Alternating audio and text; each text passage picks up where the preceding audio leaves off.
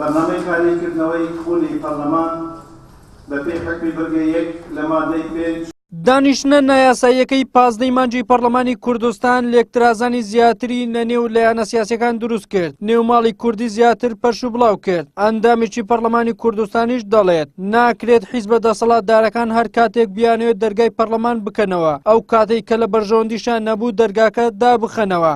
ئەو کاریان نیشانەی پرسیار لەسەر پەرلەمان و هەرێمی کوردستان دروست دەکات. هەندێک لایەنی سیاسی بە تایبەتی ئەو لایەنە سیاسەن کە خاوەن دەسەڵاتن لە هەرێمە ئەردستان بەرژەوەندی تایبەتی ئەم حیزبە هەڵدەستن کە بۆ بەکارهێنانی پەرلەمان لە بەرژەوەندی خۆیان ئەمەش کاریگەری خراپ دروست دەکات لەسەر دموکراسی هەرێم لەسەر مافەکانی مرۆڤ لە هەرێم لەبەرەوە پێویست دەکات پەرلەمانی کوردستان وەکو پەرلەمان تەعامل لەگەڵ بکرێتن ئەندام پەرلەمان وەکو ئەندام پەرلەمان تەعامل بکرێت نەک پەرلەمان بکەوێتە ژێر کاریگەری لایەنێکی سیاسی بۆ بەکاربهێنرێت بۆ مەرامێکی سیاسی تایبەتە ئەو لایەنە سیاسی ئەمەش کاریگەری باش دروست ناکات لەسەر ڕۆژەکە.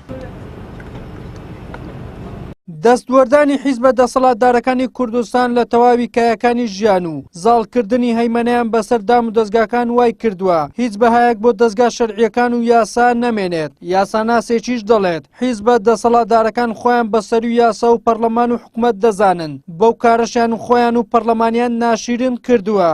تۆ پەرلەمان دروستکەی و حزب لە تەنیشتی دروستکەی و 2000 حزب بڕیاردە تا پەرلەمان چی دەکەم پێم وایە ئەمە ئیشکالێتێکی گەورەیە بۆیە هەم پەرلەمان ناشرین دەکەین هەم حزبیش ناشرین دەکەین و بە فعلیش لە کوردستان هەردووکیان ناشرین.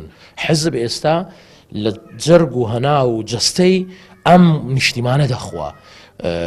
حزب تەنانەت لە تعریفی حیزبی چۆتە دەر ئەوەی کە لە کوردستان هەیە حیزبگەری نییە بە مەفهومی مۆدەرنە بۆ حیزب و دەوری حیزب و ڕۆڵی حیزب وەکو تعریف و بنەمای ئەساسی ئەوەی کە گوزەر دەکا لە دەروی بازنەوەیە ینی ئەمانە هەر یەکە لە شوێنی خۆی دەوڵەتێکی بچکۆلانن هەموو کەرەستەکانیان هەیە و بەداخەوەش خراپ بەکاردەهێنرێن بۆیش ئەوە دەبینین کاتێک بەرژەوەندی حیزبی دەکەوێتە لەق نە پەرلەمان نە نیشتیمان نە دەوڵەت نە هیچ شتێک لە باردانیا.